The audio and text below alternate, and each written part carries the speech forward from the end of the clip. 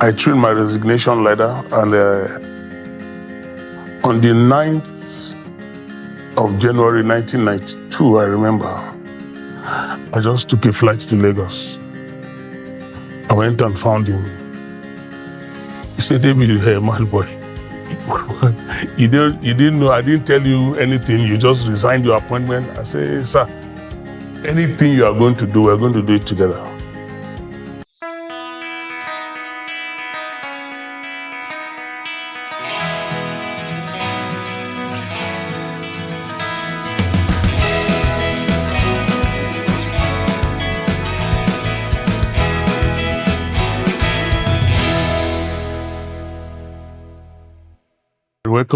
Welcome back, viewers. I was telling you my story, and after that, the car accident that I had came out unscratched, but I lost the car. God kept me alive. I just continued as if nothing happened.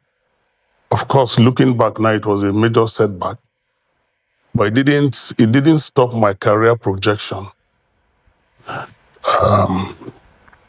Because you could call me a hardworking person, could call me a goal-getter, or go-getter.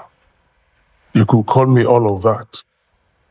All of that time, I just felt that I was good at what I was doing. The more sociable or the more social you are when you're on the fast lane, business is good because, okay, you meet and interact with the people who make things happen. And things happened, you know. So my career project, I from American International, I remembered one of my bosses in American International, I remember I mentioned earlier that because the chairman of the company was in Kaduna then, and I was having plenty of activities with the top people in the company.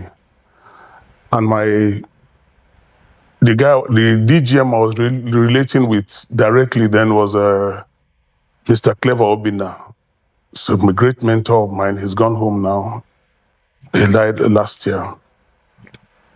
Clever Obinna left American International suddenly. And I was so into Clever Obinna. We're so into each other because he worked hard. I worked hard also. In fact, at that time, his plan was to send me to Michigan. There was a business school there. He was telling me that he has to send me there because that's what was I doing in Kaduna? I'm a head office material. All of that was going on. Suddenly he left American International. I didn't even know what was going on when he left.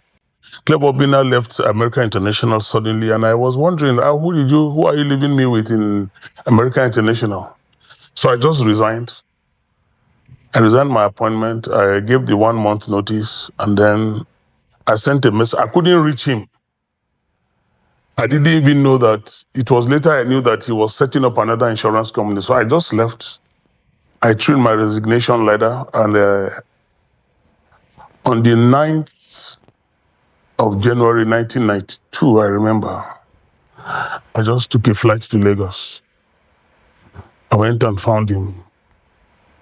He said, "David, you're a mad boy. You didn't know, I didn't tell you anything, you just resigned your appointment." I said, "Sir, anything you are going to do, we're going to do it together." So that day, I stayed in his house. He took me, we went to the office the following day, and then he gave me an appointment letter. At that time, he wanted me to work in Lagos, but I told him, I said, "Sir, I can't be of any use to you in Lagos for now. Let me go back to the north where I know. I know the north like the back of my hand." I had done some groundwork because earlier the office of head of marketing was available at American International, and I wanted to apply because I knew what I could do. But they told me, "Look, don't bother to apply." I said, "Okay, fine." So the blueprint I had for wanting to apply for that job, Clever Obinna gave me the opportunity. And in about 8 months, I had opened 6 branches. Came back in the north. I was in Kano. Of course, Kaduna was the hub. I was in Abuja. I was in Jos. I was in Makurdi. I was in Sokoto. I was in Makurdi. Those are the first initial. I was working like a madman because there was nothing was holding me. I had the support of Clever Obinna. And one thing that I knew and I understood was that in insurance, the branches don't cost much, but there's plenty of turnover. The claims also are because of the lack of sophistication. Then the claims businesses were there, but claims were not really. And then how much does it cost to manage to get an office? You know, so for a branch, you can be running. Then I'm talking of 92 now. You can get a branch running 10 million naira, and how much you are not spending more than 1.5 million naira. You know, so it was something that I knew. It was something I understood, and I had the backing of my management. So I grew. By the 6th month, I was promoted. And by the following year, I was promoted into the general manager cadre because I was doing very well. I was constantly on the road. At the time I was living out of my briefcase, I would just come back enough time for the weekend as I'm going. And by Monday, I was going off with another briefcase because then I was transferred to Lagos because the head of marketing then, there was a gap. And my boss, Clever Obinna, said, look, David, what you are doing in the north, come and replicate it nationwide. And that was how. And don't forget that the social life, as I was working heavily, my social life was also heavy. Because at that time, I was visiting nearly I was in one branch or the other because it was a new company. International Standard Insurance changed the outlook of insurance from that time till now. Our dressing was different. The kind of cars we used, in the past, insurance people are known, the dressing was somehow, tired-looking people. But here we were sharp, wearing suits that designer suits.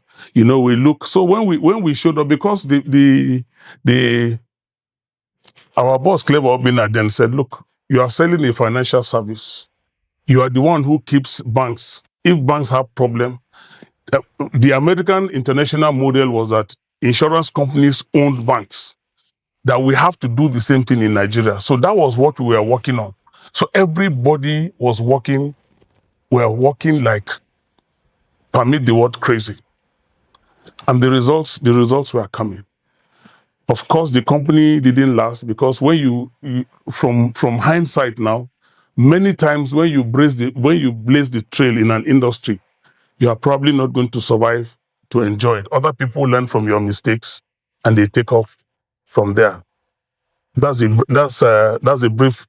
And shortly in 3-4 years, by 1995, early 1995, I was becoming tired. I was traveling, I was drinking heavily, I was into anything that moved, that was in skirts.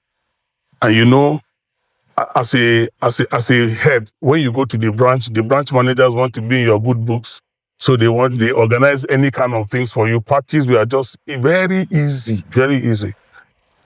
And I thought that I was the one making things happen because of the social contacts, because of the we are always moving, with the decision makers, whether in the military, in the spheres of the places we moved in, we moved with the decision makers.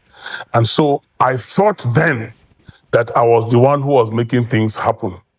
But there is There's somebody who is bigger than you and me that was having mercy on me with benefit of hindsight now. The story will continue shortly. Thank you. Welcome again, viewers. What David Akubo has just told you is the trajectory of the life of anyone who makes career progress. Career progress. God is always the casualty. God saves you from an accident that could have claimed your life, 4 of you. You forgot God. You are making progress in life. The way you reward yourself is by crawling from one party to the other.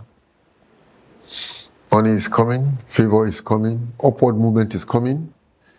It's always so. That in the life of the nation of Israel, anytime it was well with them, they forgot God and began to follow other gods. Even a wise man like Solomon, money came, fame came, wisdom came, gold came, silver came. Solomon forgot God, began to invest in women.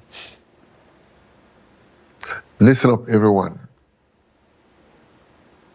The fear of the Lord is the beginning of wisdom. You forget God, you are selling your soul to your number one enemy. Well, this story is continuing. And I know that we'll get to the point that it will become clear